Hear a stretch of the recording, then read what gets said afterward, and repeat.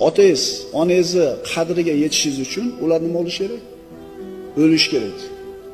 Ishonaveringlar, o'lmasa qadriga yetmaysizlar ekan. Buni boshdan o'tkazganlar yaxshi biladi. O'lgandan keyin ko'zi ochiladi odam. O'lgandan keyin ko'zi ochiladi. Shuning uchun o'lmay turib ko'zimiz ochilsin. Duosini olib qolaylik. Otasini boshqalarga tanitishlikni, shu meni otam deb bildirishni xohlamayotganligi ham farzandda oq bo'lishligi deydi ulamolar. Otasi kambag'aldir, otasi ko'rimsizroqdir, kiyimi xiraroqdir. Otam shu odam meni deb turib qo'lidan o'pib, odamlarga faxr bilan ayta olmayapsizmi? Shu ham oq bo'lishning ko'rinishi deyiladi.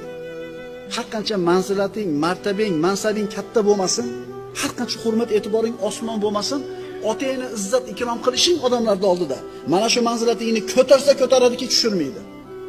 To'g'rimi?